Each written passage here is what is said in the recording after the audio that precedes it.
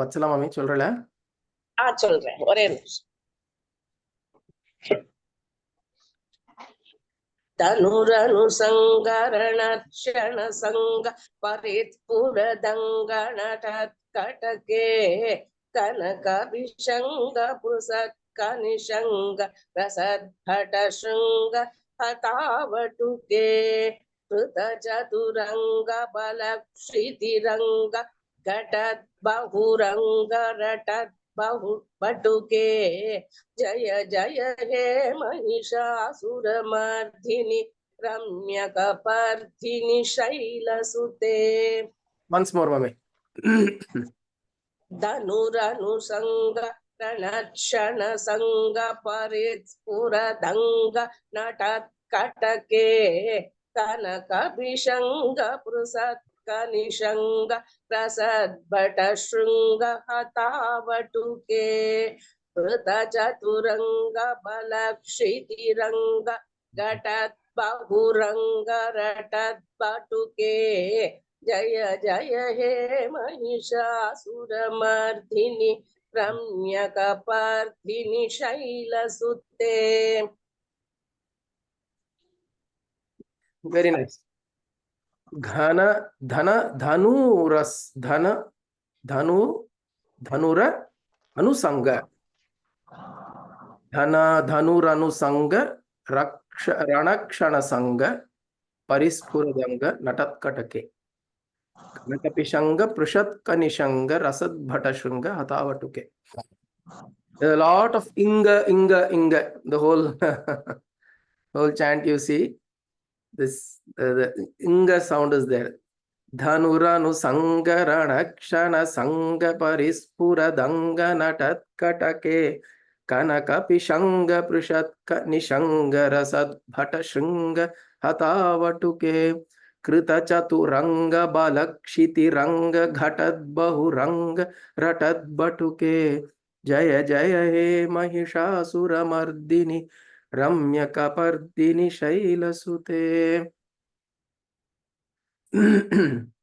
See, we spoke about how Adi Shankara in many of his works. Hariom ma Pari.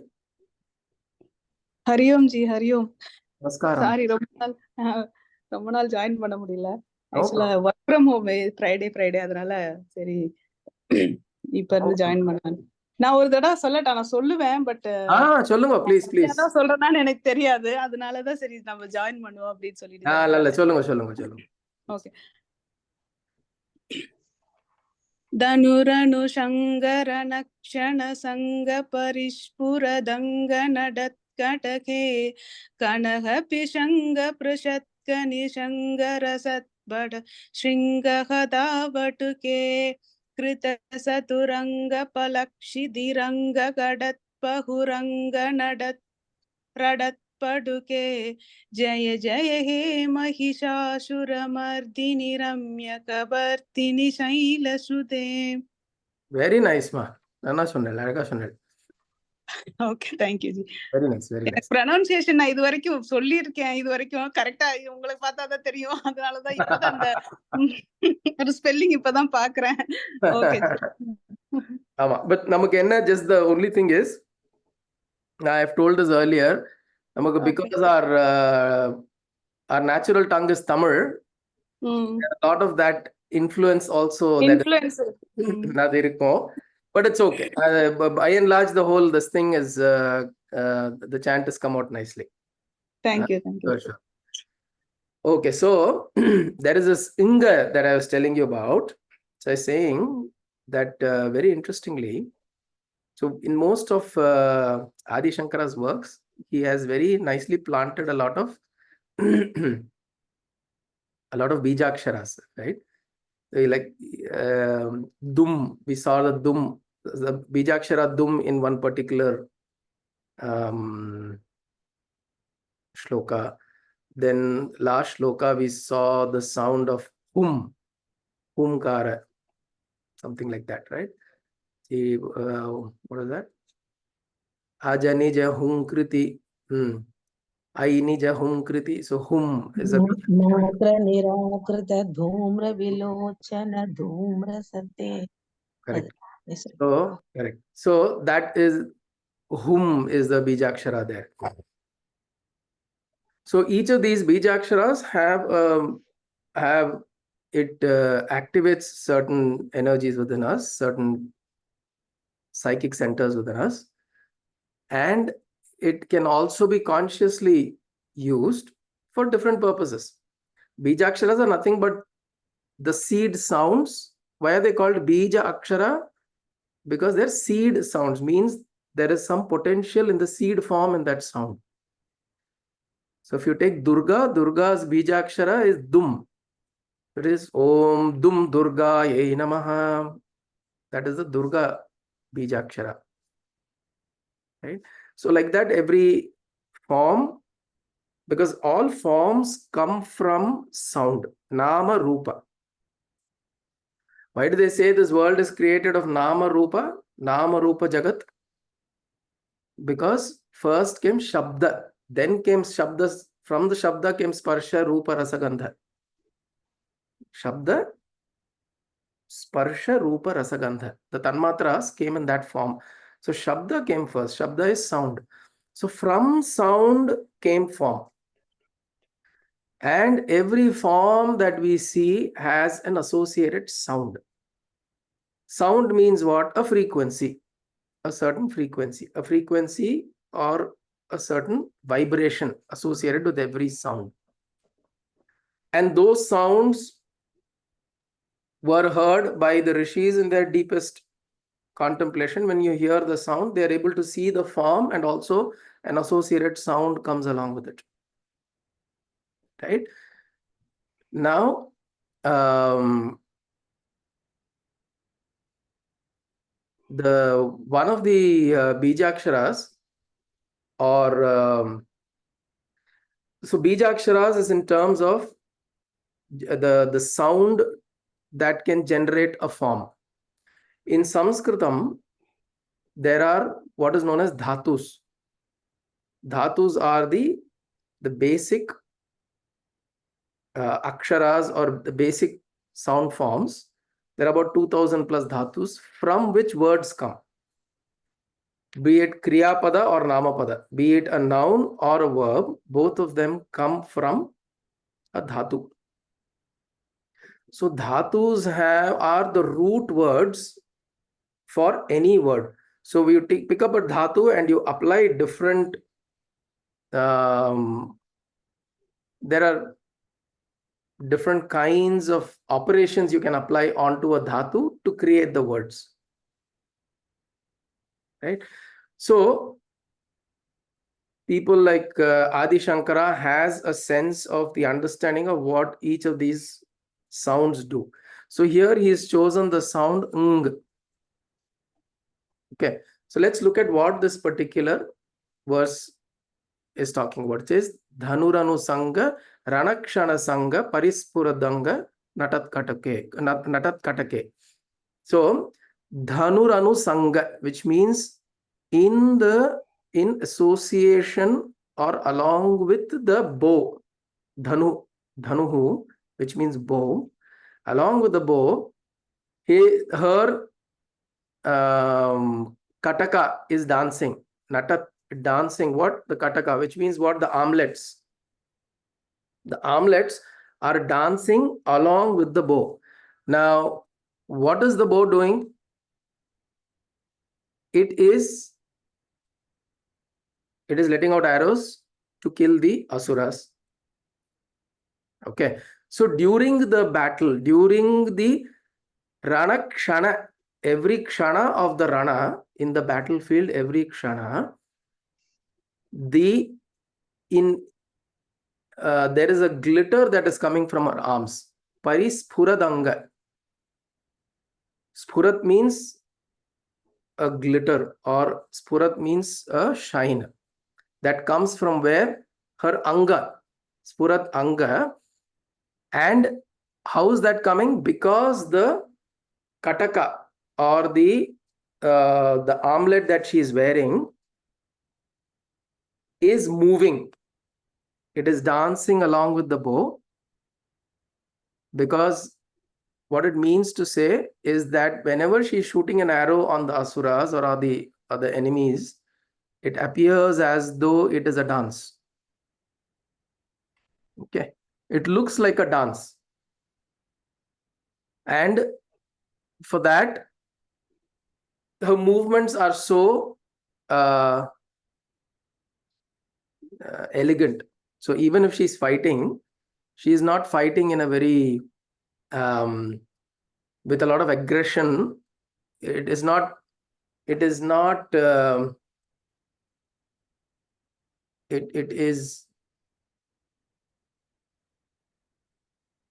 those who have seen Bahubali,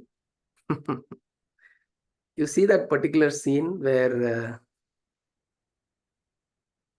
which scene is that? The one where Prabhas. So what's the Anushka is the heroine, right? So Prabhas is in the palace and he reveals himself. He's working as a whatever, a helper, and then he reveals himself, and then he protects. He kind of takes his bow and starts protecting the enemies who are coming into the palace. And then if you remember that particular scene where he sends 3 arrows, and then Anushka is also moving along with him. So you remember that scene, if you see, it is actually a fight. But in the background, there is a beautiful music that's going, and you will notice the whole scene seems like a dance. And that is also, of course, Anushka in that scene is admiring Bahubali, looking at him and admiring the kind of valor that he's displaying. But just to imagine how a fight can be a dance. So this is the way how Devi is fighting, because she is not fighting out of hatred. She is not fighting out of animosity. She is not fighting out of some kind of a, you've caused so much this thing, I'm going to kill you kind of an anger. It's not like that.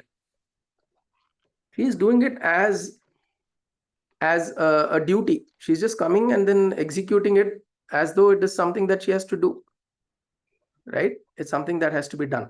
She just does it as a matter of fact. So when she does it, she's enjoying it. Not in a sadistic way, right? Not enjoying killing people. It's not like that kind of enjoyment. The enjoyment is coming from the fact that anything that I do, I am doing it joyfully. Right? I'm doing that joyfully. So that joy is also seen in the battlefield.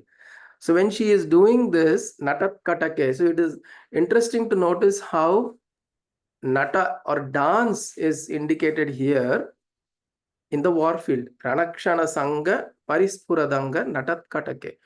So she is sending out arrows from her bow, but the way she moves her body, the way she moves the bow and the arrows, etc., all of that appears, and then the armlet moves, because as the hand moves, the armlet moves, and as it moves, it looks as though she is dancing. The armlets are dancing because there is a certain rhythm to her movement. Okay.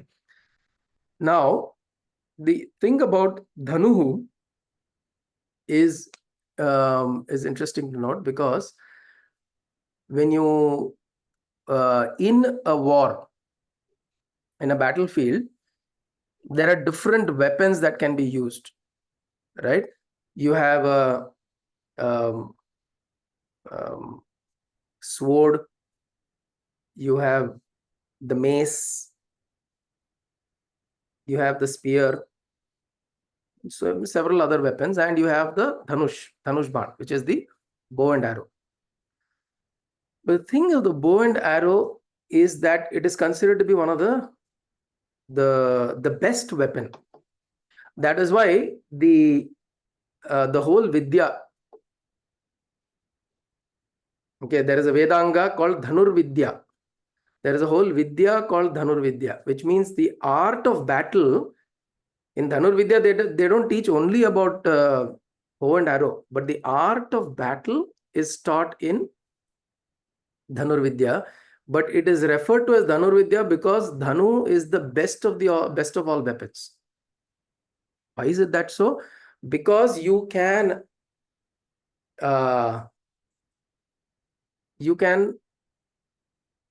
without letting the enemies come close to you, you can finish off your enemies. You don't have to have them come close to you and then engage in a wrestling match, or you don't have to wrestle with them or sword fight with them. Being at a distance, which is why Arjuna was considered to be the greatest warrior. Why Arjuna was considered as the greatest warrior is because he had mastered Dhanurvidya, or the art of archery.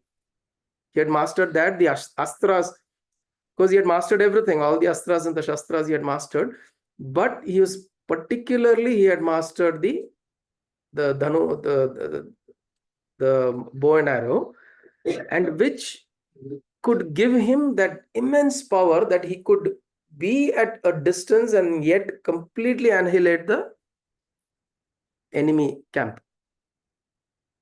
He doesn't have to, in fact, his chariot doesn't have to move. He can be in one place, stationed in one place, and he can send arrows in all directions, and he can send all kinds of arrows, because he had the knowledge of Astra Vidya also, which means he could send fire arrows, he could send water arrows, storm, thunder, snakes. I mean, God, there are so many kinds of astras that he could send. And all that he could send just by being in one place. He doesn't have to go take a sword or even with a spear, you can throw a spear, but you can only throw one spear possibly at a time. Or you take the spear and you go and fight with somebody physically, you get into a duel. But in a bow and arrow kind of when you're delivering arrows, you can do that. So which is what Devi is doing. She is being in one place. She doesn't go and engage with people or with asuras using a sword or any other weapon, right? She's not taking a gada and starting to fight with them. She's doing all of that from a distance. What does it mean that she's able to do it from a distance is, we can also keep all the asuras at bay from a distance. See, a lot of times we try to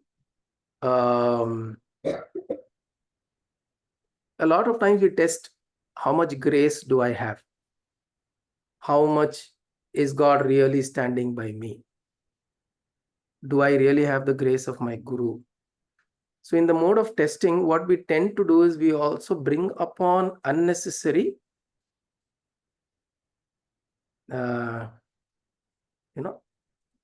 unnecessary, unrequired disturbances into our lives, because we also think that God is there, Ambal is there, Guru is there, so I can do whatever.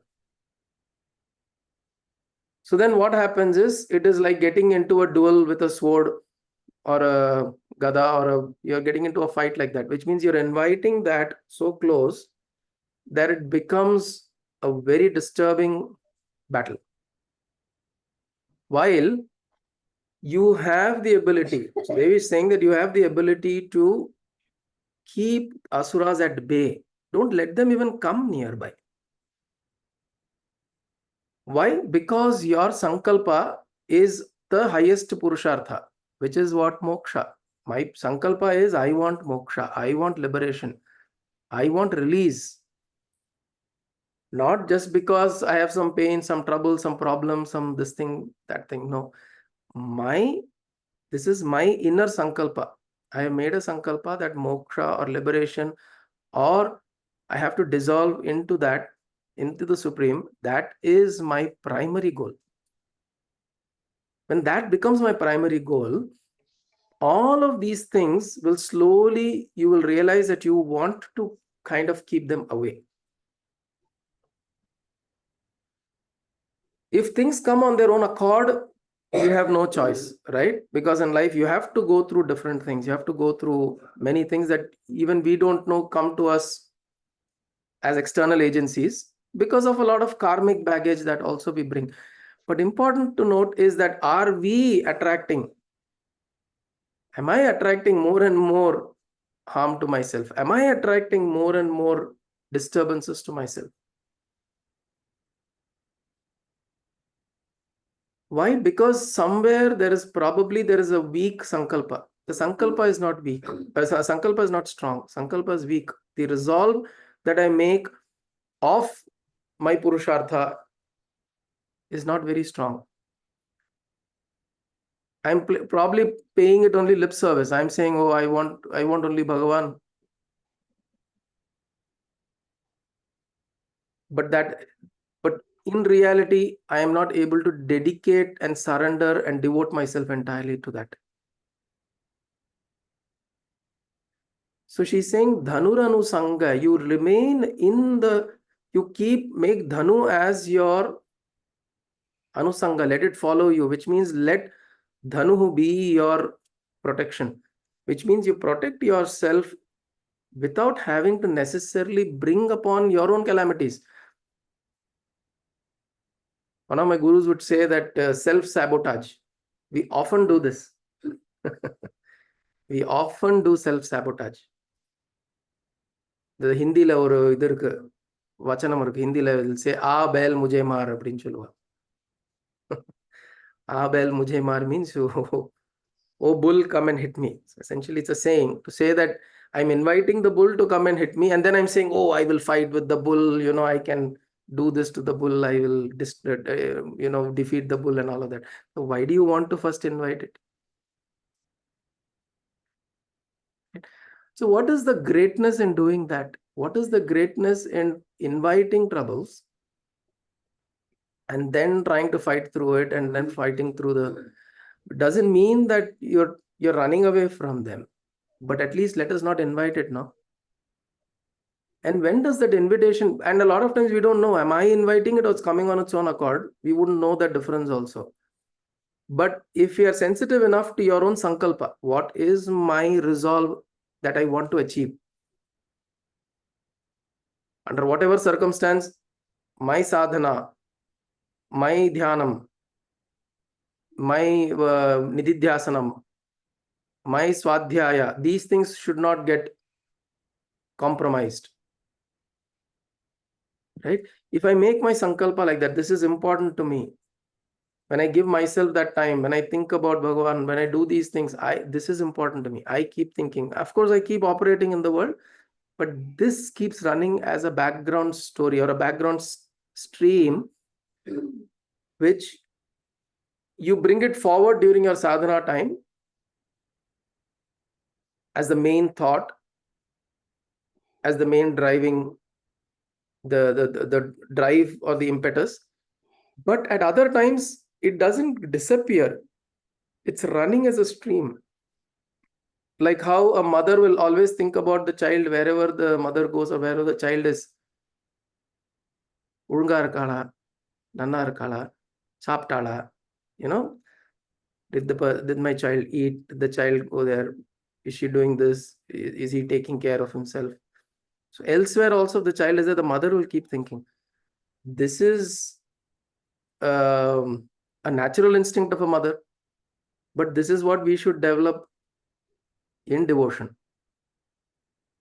And then when we develop this, and then we realize that then this whole idea of Dhanuranu Sangha, I don't want to bring the asuras into my lap and then start fighting with them. I want to keep them at a distance. Asuras are there. And again, remember the asuras. So this is one kind of from external agencies that are coming. The other type of asuras, which are primarily depicted in the Devi Bhagavatam and Devi Mahatmyam, etc., are the inner asuras. So the inner asuras also a lot of times understand this. A lot of people do this. They tend to play with their emotions. They think that, so what, let me try this out. Let me try that emotion out. Let me try doing this. Let me try doing that. It's a good thing to try. But remember, do you have so much time to keep trying? And in the process, by the time you've figured out, so a lot of people have, as an example, right, go into multiple relationships, or you get into multiple situations, or you get into multiple, you say, what is wrong? There's nothing wrong about it. It's just that your life energy is getting wasted. It is just that your sankalpa is not strong enough for moksha. Then it's okay. You can keep playing around. Right? Like we said, Lalita Tripura Sundari wants you to be stuck here. She wants you to be stuck and keep playing. Question is, do we want to be stuck here? Right? So these asuras also inside, a lot of times you want to address the asura from a distance and also say that I want to dissolve you. I don't want to bring you to the surface and start looking at you and then, test you and try it out and do all of that. Right? If I have anger within me and I know there is anger within me, is it not useful to start looking at anger and start to address it from a distance, or get into situations where I get angry and now I'm going to look at what is anger, let me get angry, and then I'm going to study anger and all of that. So what is happening? It is whenever you let some of these asuras out, it is draining your prana. Because the asuras, whenever they come out, they are killing a few of Shakti's armies, right?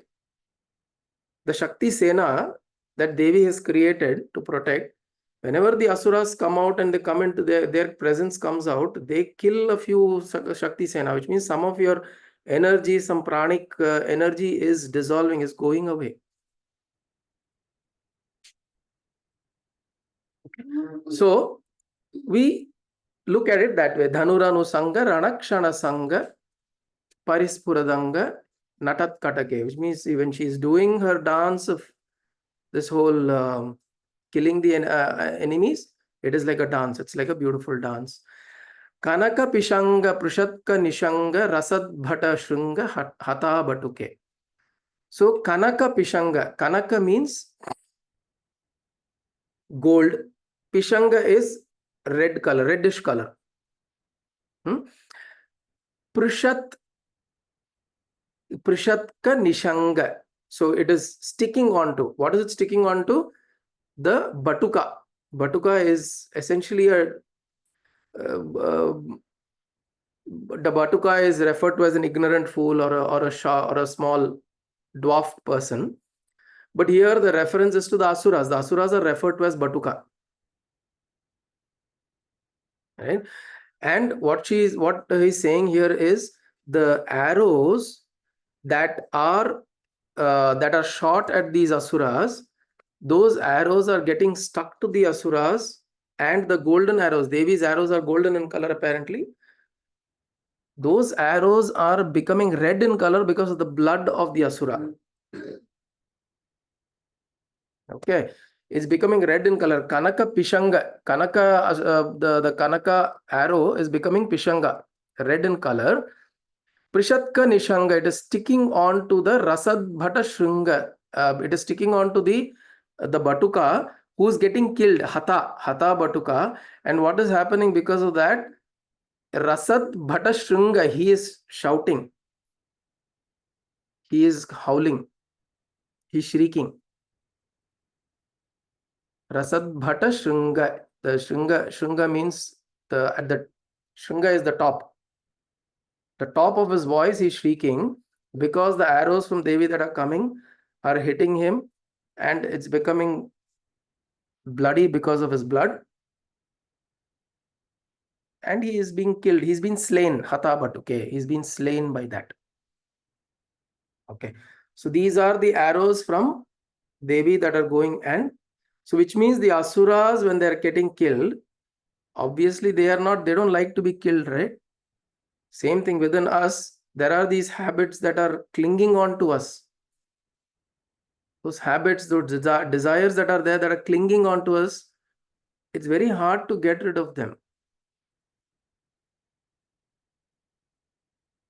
And by means of saying it'll shriek or yell or make noise, they're shouting when they're getting attacked, is they will revolt. These desires will not die easily, because we have allowed for many, many, many lifetimes, we were allowed it to prosper and blossom. So again, when we say asuras, these are all tendencies within us which we are not comfortable because it is a badha. It is an obstacle in my main goal. So I keep my mind in a place. I keep myself in a place where there is least distraction. Correct? It's the same thing, right? If I go and say, oh, why God is everywhere, I can think about God anywhere. I can go to a pub also and I can think about God.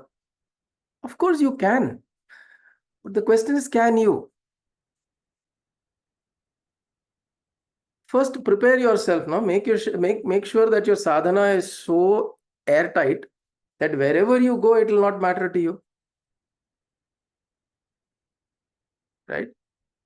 If I have my resolution very clear, and I know that even if I go to a place, possibly I go to a place of intoxication, like a pub or a bar, and if people are going to, how much ever they're going to insist, I am not going to have it. If I'm very clear about it, then I can go. But if I have a little bit of a thing within me that I may get swayed, what is it better? What is the right thing to do? Don't go. Because within you, you know that you don't want to go into intoxication, but you are worried you may sway. So then what we should do? We should not go to that place where we will get swayed and get disturbed and get attracted and intoxicated, and then later ayyo. Right? So this is the thing. This is Dhanuranu Sangha. This is what she's saying, that don't unnecessarily don't invite. Don't go and then say, I want to test myself. I want to do this, that, and the other. Do that if you're in these are things that you need to do when your sadhana is so strong and nothing on the outside can disturb you. Then you go wherever, it doesn't matter, right? So these asuras will shriek and shout when they are getting shot at, because they don't want to go away. They want to enjoy the senses. They want to enjoy this kshana. See, she's also called a Ranakshana Sangha, which means in this, if you look at, see, Bhagavad Gita, we're doing, it's in the battlefield. Mahishasura Mardini in the battlefield. Right? It's all the battlefield only. Where is the battlefield? Every day. Every day, every time what we are experiencing is that this constant conflict. Is this the right thing? Is this the wrong thing? Is the right thing, wrong thing? Am I doing the right thing? Am I doing the wrong? This constant. So this battlefield is there. So saying Ranakshana Sangha. So saying every moment of this battlefield, there is this conflict, that is, this Rana or battle is constantly happening at every moment. So every moment we are trying to, we think we either allow for an asura to blossom, or we are sending the Shakti Sena to kill it. So constantly battle is going on. Devi Mahatmyam is played within us all the time. Bhagavad Gita is played within us all the time. Right? So this, he's saying that Kanaka Pishanga. So by means of even Devi's golden arrows, it takes Devi's golden arrows to Hata Batuke, to kill them. Which means it is something that is very difficult for us to do on our own. We cannot say that I will be able to do it and I carry a lot of pride about it. It's very hard, because given an opportunity, it's very easy for us to slip. Right? Because you don't know the next moment how it's going to be. Right? Which is why yatras, we go for yatras, because we also experience how to know what the next moment is going to be. We don't know. Right? In yatras, you don't know how it is going to be the next moment. We keep praying, we keep praying. What happens, the yatra, it creates uncertainty. and then that uncertainty, you keep praying, so it brings you closer. It brings you closer to that to the contemplation on God, Bhagavan. Right? But there's another way of looking at it. Why unnecessarily? You only told now that why unnecessarily go and invite these problems and troubles? Why should we go for yatras and invite these troubles? You can quietly sit at home and do, which is true also. If we have that resolve to do wherever we are, that place is a tirtha sthala. That place is a tirtha sthala. But the problem is we may be in one place, but our mind is going to 200 places, no? Mind keeps rotating, revolving and distracted into several hundreds of places. So we take up some yatras like this so that we get to consecrated places, because those places are of high energy where people have done sadhana, and we put ourselves into those places so that we are able to absorb those energies, and it will help us with our sadhana. And then second thing, satsanga.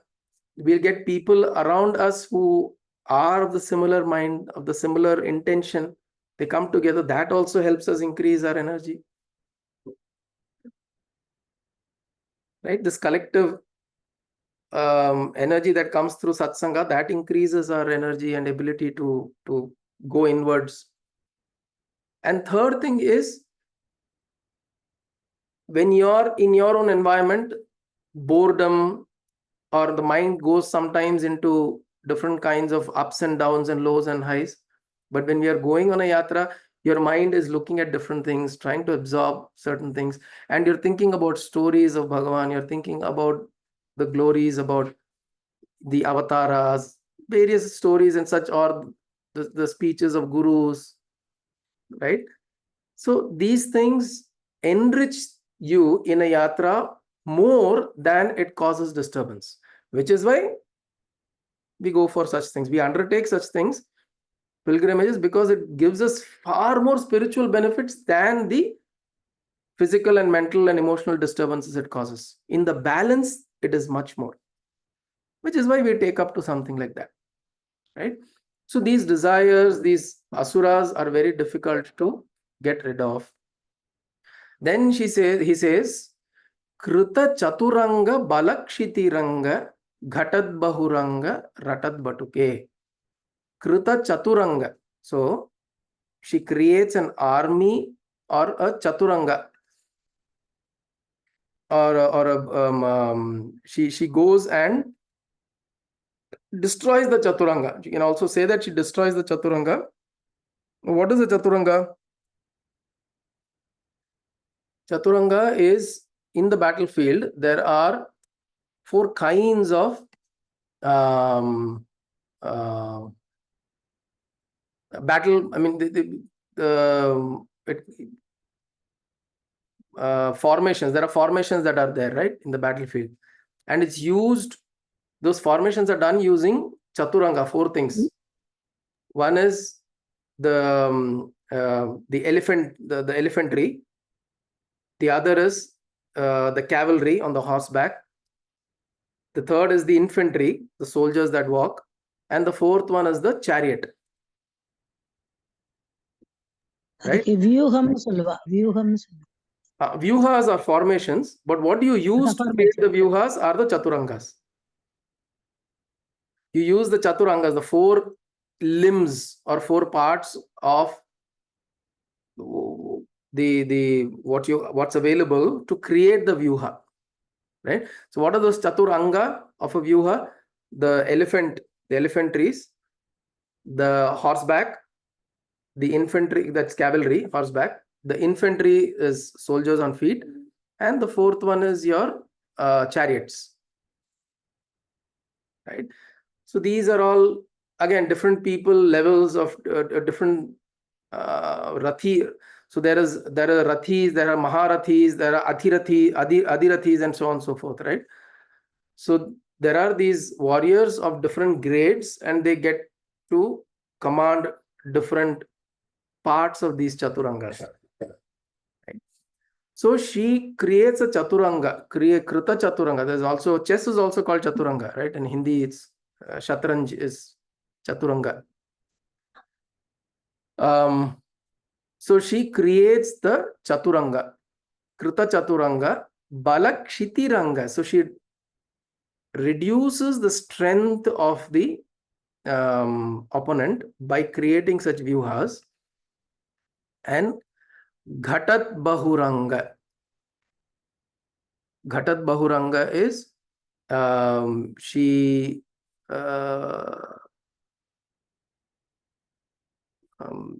has she act in a way to look at it as she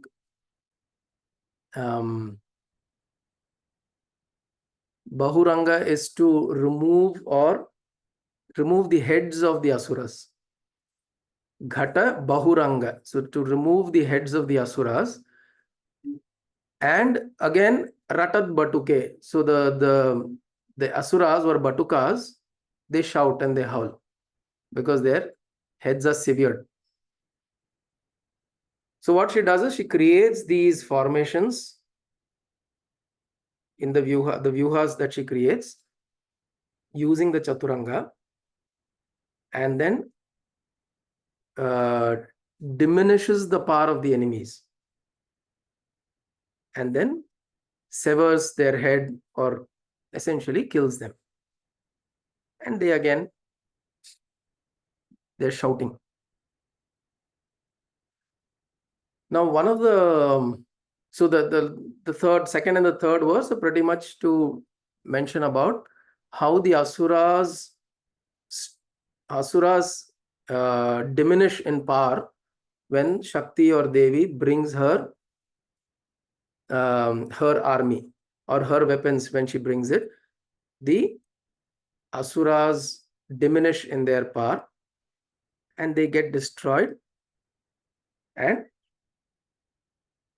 they get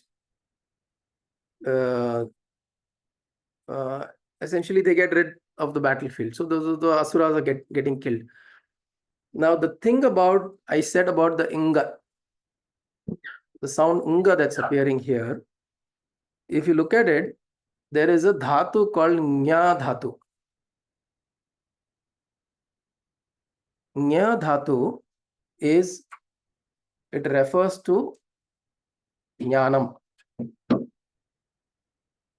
So in Sanskritam, if you're just referring to jna also, jna, it points to jnanam. So what is happening through this process here is by means of clearing of these asuras, what happens on the other side is jnanam is rising. So by the sound of spuradanga, chaturanga, by the sound, on one side you are using Devi's energy to destroy the asuras. On the other side, what is happening? There is jnanam that is developing within. Right? So the sound helps you develop jnanam. Now, which happens first? That's hard to say. Rise of jnanam can automatically destroy an asura. You don't have to wait for the destruction of the asura for jnanam to occur. So our focus should be not so much on the destruction of the asura, our focus should be on the development of jnanam. So the more we focus on jnanam, the more we focus on understanding, the more we focus on our study, our sadhana. And understanding, by the way, is not just by studying the scriptures or reading or just attending sessions or lectures or YouTube, this thing. No. It is about understanding that comes from within during your sadhana, during your practice, during your sankirtanam, your chants, your japa, your dhyana, your nididhyasana. That is jnanam. And then when this jnanam slowly comes, it starts rising, the asuras that you're trying to kill, because somewhere you know that these are undesirables within me that are impeding what I'm wanting to do. So instead of trying to kill those, if we focus on developing which is jnanam, we develop that, this will slowly start reducing. That is the only way we can do, because you don't know how many asuras are sitting inside you. We don't know. Because we may be killing one asura in a way. We may think that, okay, now I've done the sadhana and I've killed this particular desire or temptation or tendency within me. But there may be an offshoot. Suddenly it will rise from somewhere else. We don't know. I think somewhere it will rise and we don't know. Because these we don't name, we don't have. See, only when you can name something can you do something about it, right? There are only a few things we can name. Kama, Krodha, Lobha, Moha, Mada, Matsaryam. I have ego, I have this, I have that. I can name a few things. But there are like millions of things within us which we don't know. And we don't know what form, shape it takes. Right? So for us, the only way, the only best thing for us to do is forget about what is sitting out there. Forget about what are those things and how should I now should I chant should I chant Trayambakam Yajamhe Mahamrityunjayam to get rid of fear? Should I chant this mantra to get rid of that? Should I chant this thing to get that? Right? We can do all that. But how many will we do? Where will we go to? Where will we end up with? What will we end up with? Because you don't know how many of those things are lurking around that you want, those undesirables that you want to get away from. So the best thing is develop understanding, jnanam, knowledge. And again, knowledge, I'm not saying bookish knowledge that is experiential knowledge. It comes from your devotion, your prayer, your sadhana. And we develop that, then Jaya Jaya He Mahishasura Mardini, Ramya Kapardini Shaila Sute. So mother is there with every verse, remember Ramya Kapardini. So it is like Devi's jata that is there, flowing. Knowledge is flowing from the jata, right? A lot of, you will see these yogis, they carry these jata. Why don't they do anything to the jata? If you touch the jata, they will not allow you to touch the jata. Why? Because a lot of their energies are in the jata. Their energies are in the jata. So which is why they'll not let you, they themselves will not disturb it. They'll keep it in a certain way. Why? Because they don't want their energies to be disturbed, which means this, whatever the jnanam, understanding and energy has a very close relationship. When even if you may have understanding and if your energies are very low, we may not be able to do the right things if the energies are low. So that is also important. We need to maintain that. Right? So mother's hair, jata, you get energy and jnanam. Shakti and jnanam. Ramya Kapardini, beautiful Kapardi, the beautiful haired one. Shaila Sute. Jaya Jaya He Mahishasura Mardini, Ramya Kapardini, Shaila Sute. Okay. So we saw the 8th verse today. We'll pause here today.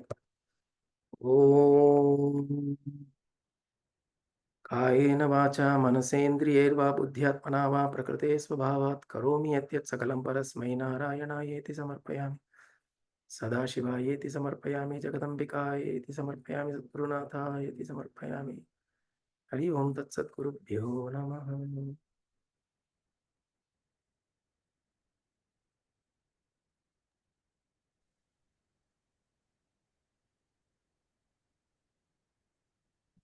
Deva.